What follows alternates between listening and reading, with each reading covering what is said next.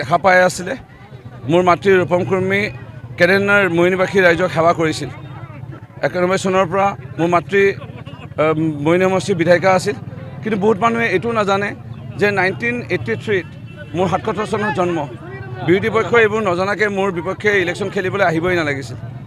মই মৰিয়নি সমষ্টিৰ ৰাইজৰ লগত জড়িত হৈ পৰিছিলোঁ 1977 চনত জন্ম হোৱা 5 বছৰৰ পিছতে। সোণোৱাল চাহ বাগানৰ 9 নম্বৰ লাইনত মই ডাঙৰ দীঘল হোৱা আৰম্ভণিত।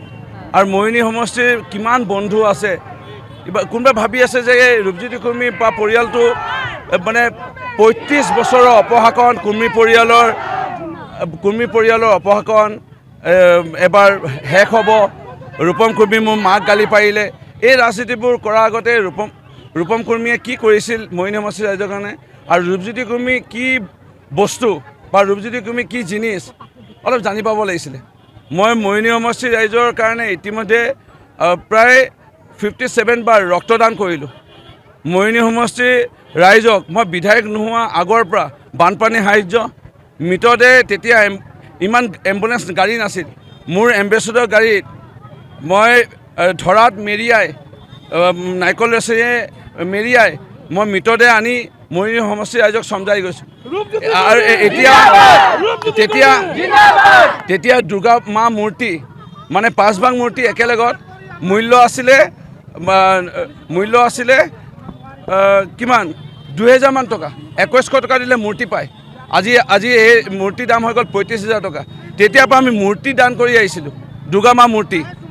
বহুত ঠাইত কলম কটাৰী নাই, কলম কটাৰী দি পাইছিলোঁ। কিমান মানুহৰ আমি বিয়া মানে ছোৱালী বিদায় দিয়াৰ ক্ষেত্ৰত বিয়া সহায় কৰি পাইছোঁ, কাপোৰ দি পাইছোঁ। এইটো এটা পৰিয়াল, ইয়াত এটা ফিক্সড ভোট আছেই। ইয়াত কোনোবাই ইয়াত নিৰ্বাচন খেলাৰ আগত ৰূপজ্যোতি কুৰ্মীয়ে তুলনি বিয়া খোৱা, আমুক খোৱা, এইটো অখিল গগৈ বেয়াও লাগে। যোৱাবাৰো মুখ ঠেকেচা খালে, এইবাৰো মুখ ঠেকেচা খালে।